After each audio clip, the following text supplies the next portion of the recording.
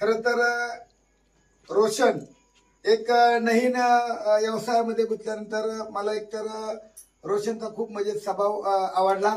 आज खरं तर त्याचे वडील, त्याची आई, त्याचे चुलते चुलती आणि त्याचा भाऊ आणि या गावाचे माजी सरपंच, खरं तर आम्ही आज आखाड पार्टीच्या निमित्ताने या ठिकाणी जेवायला आल्यानंतर जरा घरगुती पद्धतीने मला खूप म्हणजे बरं वाटलं की जेवण अगदी म्हणजे घरगुती पद्धतीने अगदी खुशी खुशी जेवण झालं। आणि खरं तर मला आज घरी सुद्धा मी गेलो नाही। शेवटी एखादा माणूस माणसाला आवडल्याच्या नंतर किती प्रेम असतं, किती विश्वास असतो, हे मी खरं तर आज रोशनकडून मला खरं तर एक अनुभवायला भेटलं।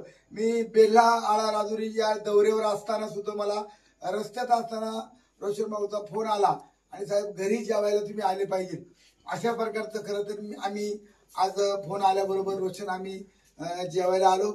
त्याचे मम्मी पप्पा, त्याचे चुलते चुलती, आजोबा आणि अगदी घरगुती पद्धतीने त्यांच्या गायचा म्हशीचा गोठा पाहिल्यानंतर आणि कांद्याची चाळ पाहिल्यानंतर मला खूप बरं वाटलं।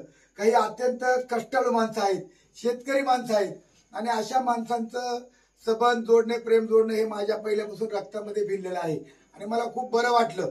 मी खरं तर रोशनला तिथंच पाहिलं जुन्नरला, परंतु आज प्रत्यक्षात घरी आल्यानंतर त्यांच्या आई वडिलांचा स्वभाव पाहिल्यानंतर, चुलतीचा स्वभाव पाहिल्यानंतर मी खरं तर आल्याबरोबर रोशनचे आजोबा होते, मी आजोबाच्या पहिले दर्शन घेतलं, कारण वयोवृद्ध माणसांच्या पाया पडण्याची मला पहिल्यापासून सवय आहे। आणि अशा प्रकारचा खरं तर आजचा हा आखाड पंथीचा कार्यक्रम माझ्यासोबत खरं तर माझे मित्र स्वपन जोशी पैलवान, खरं तर माझे सुनील शेख येऊन गेले आणि म्हणून अशा प्रकारची ही मैत्री कायम राहील। निश्चितपणे रोशनला व्यवसायामध्ये जिथं जिथं मदत लागेल तिथं तिथं मी आपल्या घरात सांगतो विश्वासाने की रोशनला कुठेही काही कमी पडणार नाही। रोशन एक मोठा व्यावसायिक उद्योगपती होईल, अशा प्रकारच्या रोशनला मी शुभेच्छा देतो आणि थांबतो। जय हिंद, जय महाराष्ट्र, जय आदिवासी, जय शिवराय।